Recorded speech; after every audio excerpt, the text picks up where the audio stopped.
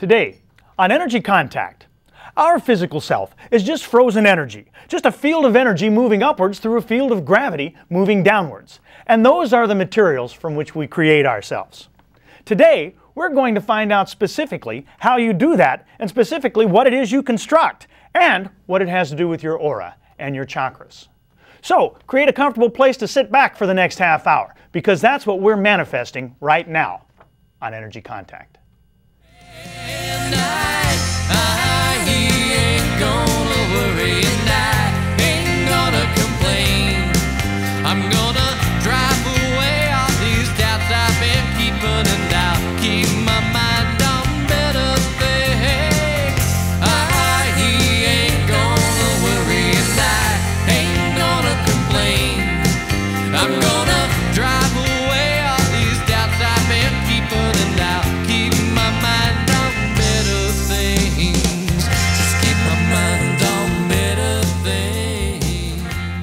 Hello, and welcome to Energy Contact. My name is Joseph Willenbrink. Thank you for joining me today, and thank you to the production staff here in the studio for helping me get my message out to you. Energy Contact is a series I'm presenting to you as a public service. It's about attaining perfect health, growth, self-improvement, happiness, and realizing your full potential. It's designed to present you a new way of looking at yourself, and a new way of looking at the world around you. We're talking about things that have to do with making an energetic contact with yourself internally and with your environment. There's no difference between the body, the mind, the spirit, the emotion, the intellect, the ego, whatever. There's no difference between mass and energy. These things are all exactly the same. There is something about us that just loves to categorize, classify, take one little cell out of the whole, put it under a microscope, and think from that, we know everything. But in fact, all that health and self-improvement we're talking about take place when we do just the opposite. It happens when we put these things together, when we make an energetic contact between the physical world and the unseen one. We're presenting on these programs a brand new paradigm that's thousands of years old. We're presenting extraordinary topics for ordinary people. And let's move right ahead with that. Let's bring up our first slide. Please understand that I am not a doctor. This show is not a medical show, medical advice show, medical talk show, medical health show, anything like, could not be further from it. I might call myself an energy healer, a chakra healer, all sorts of highfalutin things like that, but state, federal, and local governments call me no such thing at all, and it's very important to understand that information. There is a lot of important stuff on your screen right now. Please read all of that, if you will, with your full attention, with your full awareness. But when you've got it down, now would be a great time to locate a pencil and paper. And here's why you want to do that. At the end of the show, we're going to run some credits, and on those credits, there's going to be contact information for me. Now, I invite and encourage you to contact me. I'm sort of hoping that something I have to say to you today might compel you to want to do that. But in order to contact me, you're going to need that contact information. In order to get that, you're going to need a pencil and paper. There'll be plenty of time to write that down, if your pencil and paper are handy. All right, let's come back up here. Today's show is show number 79. And if you're tuning in for the first time today, well, thank you. Thanks and welcome. Now, these shows are sequential. They build. So there's some ramp-up stuff, some up-to-speed things that you will have missed out on. However, I'm doing my very best to make sure that every show has a lot of value on a standalone basis. So please stay tuned. You'll get a lot out of this program today all by itself. However, if it is one of your first times joining me, and if what you see piques your interest, well then, I'll invite and encourage you to look around, because there will be earlier shows airing at later times. They'll either be airing right here on this station, or on at different days and different times in different areas. And if you look for them, I'll appreciate it. All right. And now it's the time of the show where we get to introduce my co-host to you. Let's get my pal Slim on camera here. Here's my buddy Slim, and Slim is here for a reason. Since we're investigating what it is that the energy contacts in the physical self, we've got to know a couple of things about a couple of somethings, don't we? We have to know something about energy. And this program is all about energy. That's what we're talking about. But all of that energy out there somewhere in some abstract place does us no good whatsoever. It does us no good until we bring it into focus, until we bring it into contact with something tangible. Slim here is here to help us understand that thing that the energy contacts.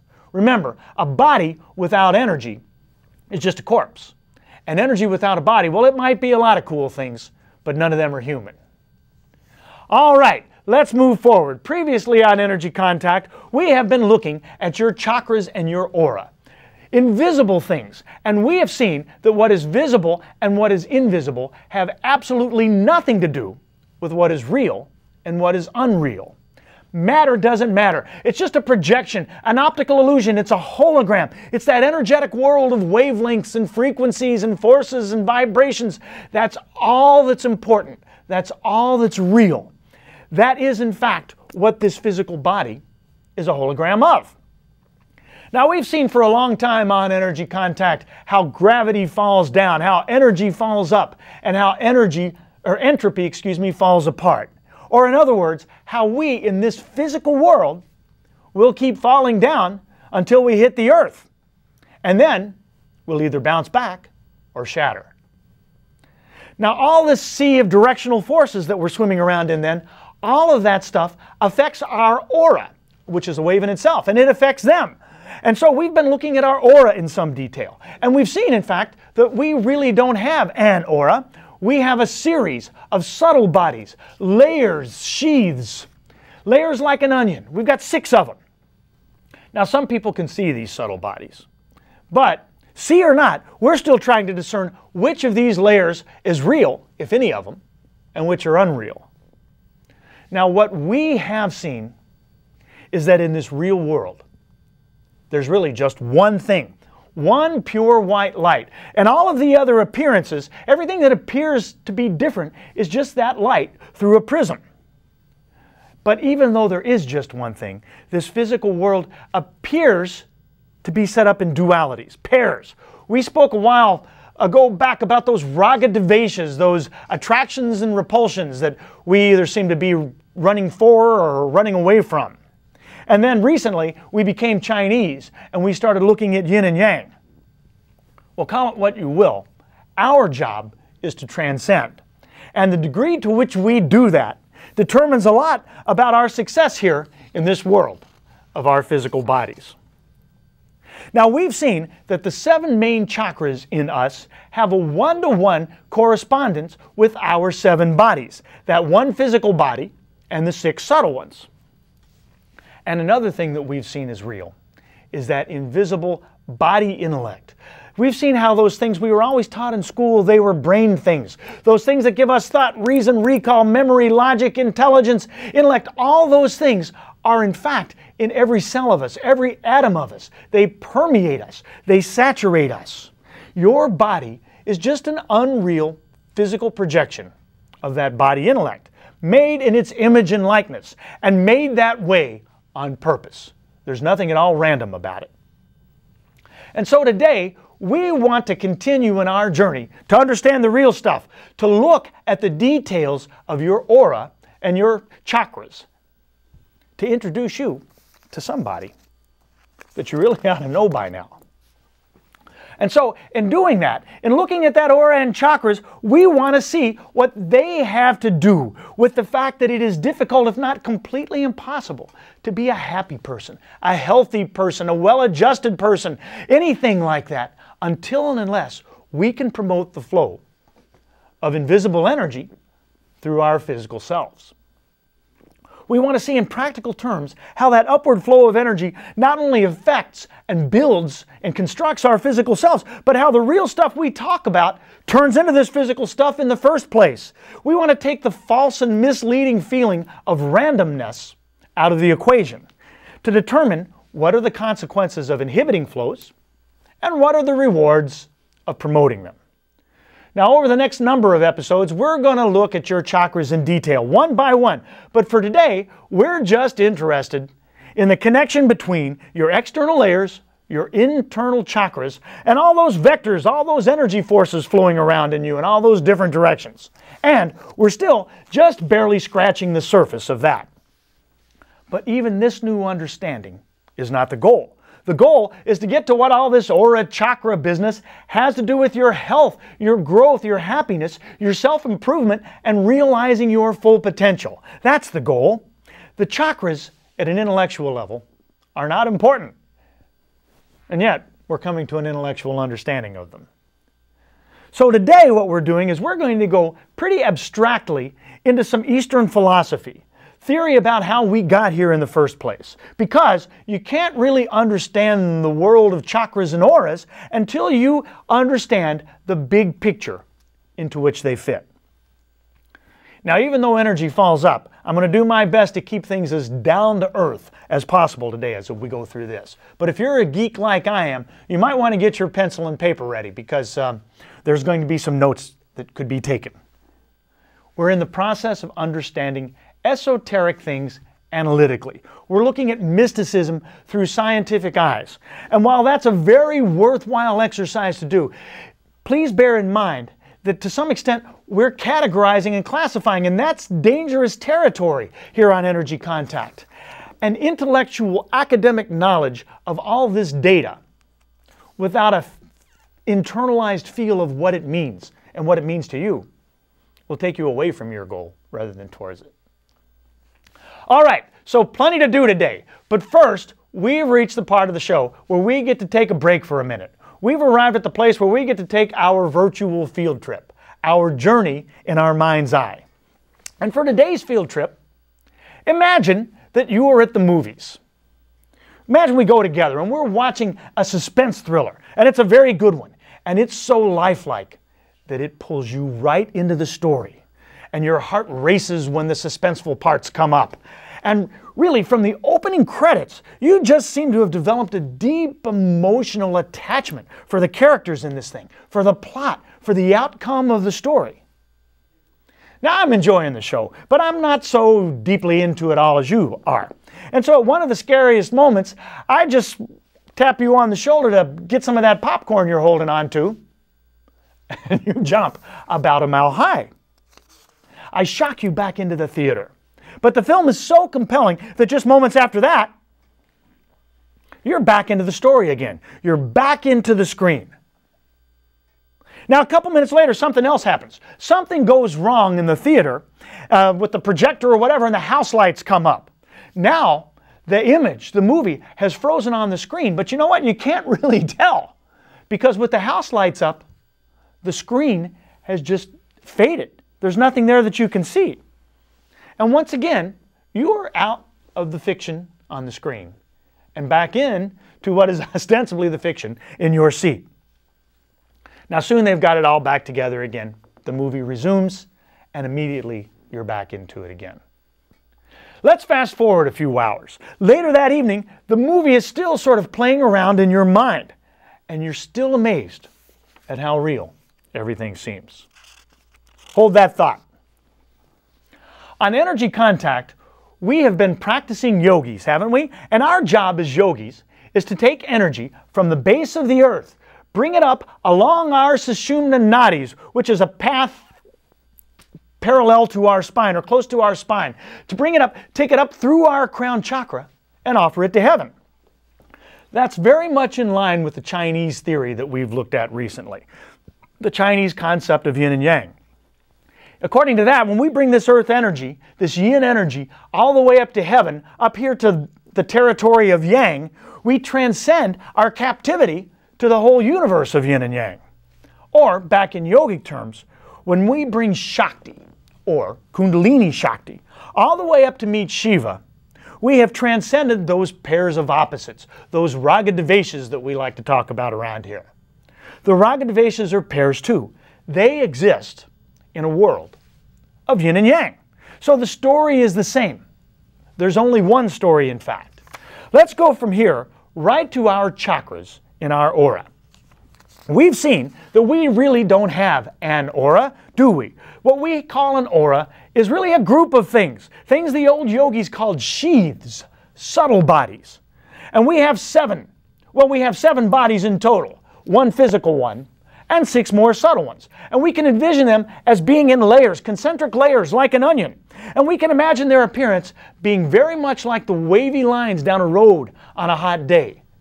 Now, some people can see those things. They can see them very clearly. We have also seen in us that while we have hundreds of chakras, we have 7 main ones. And one of the things that makes them main, in fact, is the fact that each one of the 7 main chakras corresponds to one, and only one, of our bodies. Another thing that makes them main is that these are the chakras that are along that Sushumna Nadi, that vertical pipeline in you.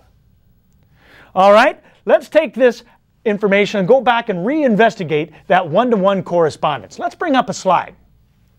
We can see here on your screen, on the left of your screen, those onion-like layers. Now those represent the subtle bodies, and you can see on that fellow the chakras too.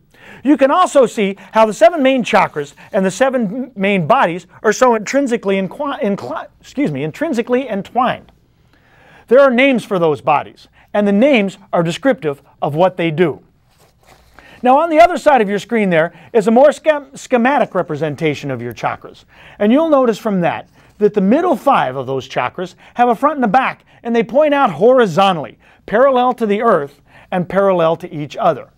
The top and the bottom chakras are vertical. They're perpendicular to the earth, and they do not have a front and a back. In a very real way, they're the front and the back of each other. Now that little pipeline that they're on, that Sushumna Nadi we talk about. And while it is not your spine, you can see why people tend to describe the chakras as being along your spine. Notice the colors. The 7 main chakras each have their own color, the colors of the rainbow. And each of these chakras has its own geometric shape too. Let's look at these chakras and bodies in a little more detail. Let's go to our next slide. Now energy always falls up, and so do our colors. And keep all those bodies in mind, and all those body names in mind, as we get specific here. Let's start. That red chakra there on the bottom, that is the root chakra, and that corresponds to your physical body. That's what it is. It's the chakra of the physical body. And that's profoundly important, as it means that every physical thing going on with you is caused at and is solved at the very root of you. The reason you're not fixing yourself is because you're not looking there. And that's about 50 episodes of Energy Contact right there. But for now, we have to just gloss over it. The root chakra is called in Sanskrit the Muladhara chakra. Let's move along. The second chakra, the orange one there, we know as the pelvic chakra, the sacral chakra, or in Sanskrit, the Svadhisthana chakra. And it corresponds to your emotional self, your emotional body. That's pretty profound too. The yellow third chakra, called the solar plexus chakra, corresponds to your mental body, your mental self. A spiritual thought has a yellow color, in fact, and it is called the Manipura chakra. The green fourth chakra is the heart chakra, and it corresponds to the astral body. All that astral travel you hear about, it's a journey of the heart, literally and figuratively. The heart chakra in Sanskrit is the Anahata chakra. Next up is the blue throat chakra, which maps to something called the etheric body, or it's called in Sanskrit the Vishuddha chakra. Then, coming up from there, there's that third eye chakra that everybody's so enamored with. It is the chakra of something called the celestial body, and it is known as the Ajna chakra. And finally, we've made it to the top. The top chakra, called the crown chakra, is the chakra of something called the causal body. And the crown chakra is named the Sahasrara chakra. And the causal body is named what it is because it is the cause of the physical body. All right, let's come back up here. Now, remember how we said the first chakra and the seventh chakra were sort of the front and the back of each other?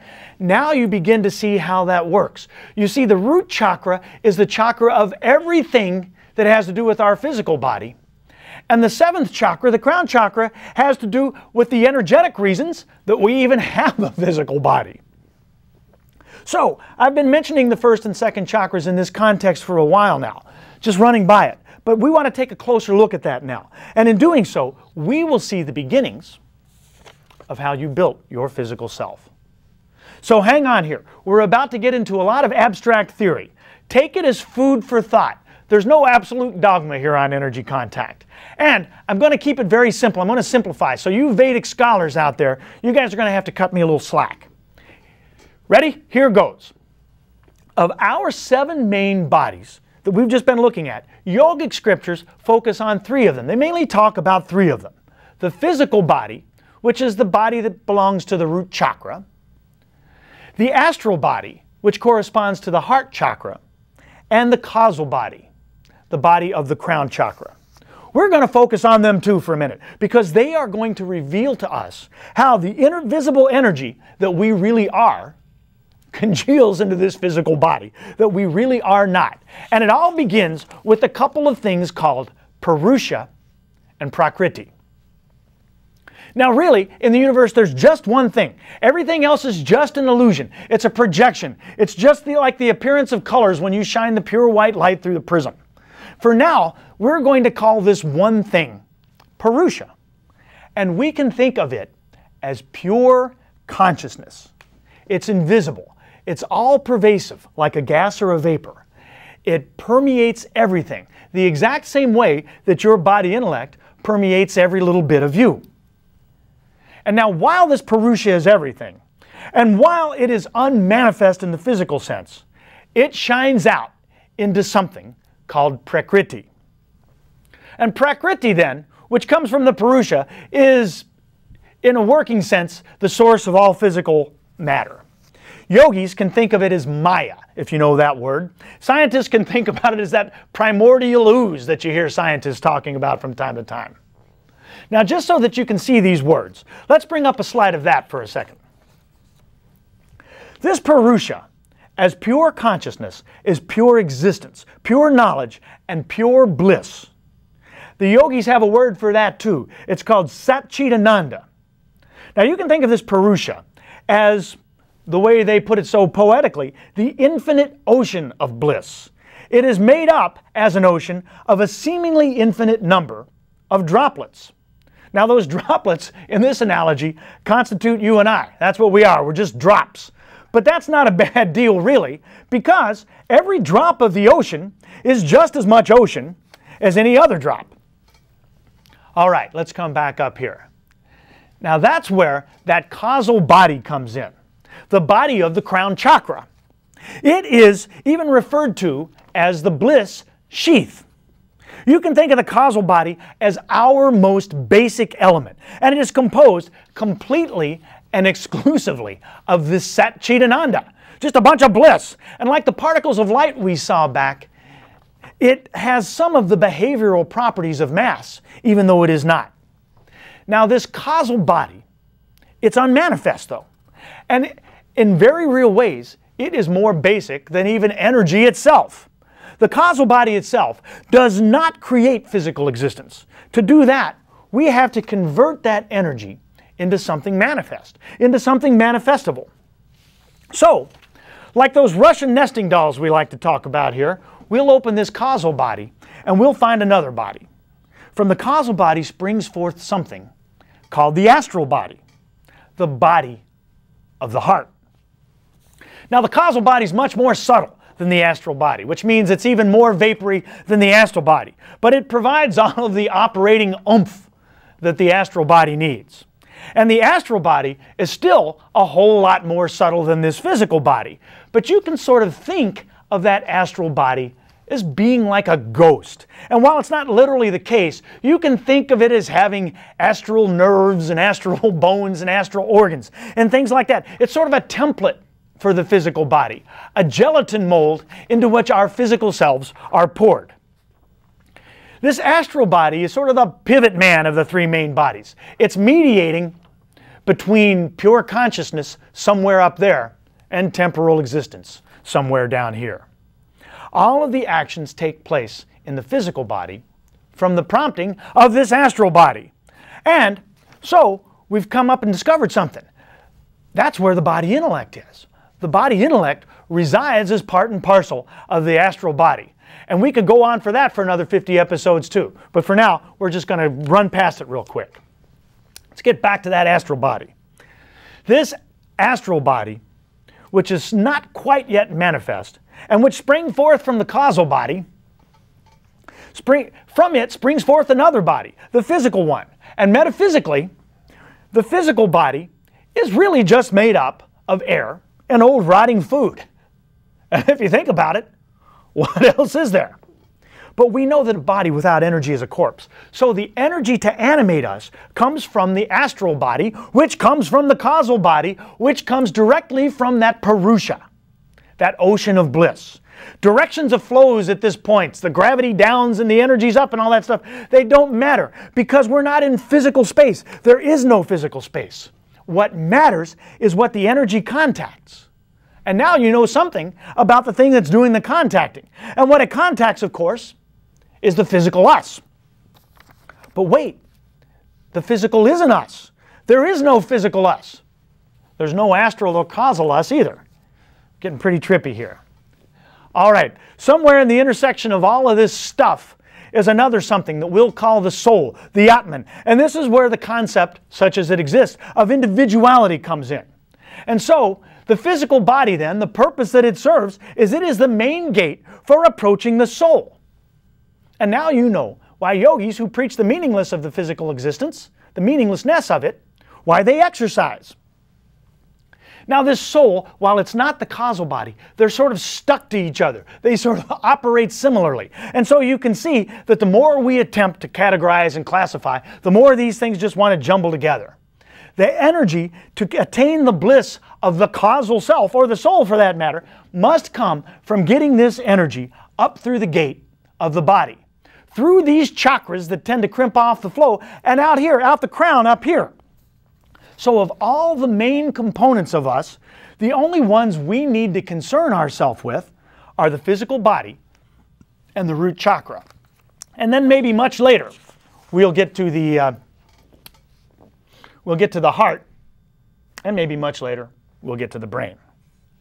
So, I told you we were getting abstract. Let's see if we can cut to the chase real quick. When we peel back the onion layers, what we are is bliss. But wait, it doesn't seem that way, does it? It doesn't feel that way. It seems like we've gotten sucked into the plot of a completely different movie than that, doesn't it? Where did we go wrong? How do we tumble from this ocean of bliss down here into this world of pain and stress and suffering and sickness and disease and drama, the things that constitute our life in the physical plane? Well, the easy answer is that the source of all of our perceived troubles is ignorance and buying into the illusion. And at first cut, that's what the yogis will tell us. But where did that come from? Due to time, and due to my desire to have you tune into the next show, we're going to have to leave that question rhetorical for right now. But suffice it to say that we have been sucked into something very unreal. And we have because the illusion is masterful. Like our movie, it seems so real, but it's just a projection. And that's all the time we have for today. Thank you for joining me. I wish you peace and positive energy and a healthy life in Energy Contact. He ain't gonna worry and I ain't gonna complain. I'm gonna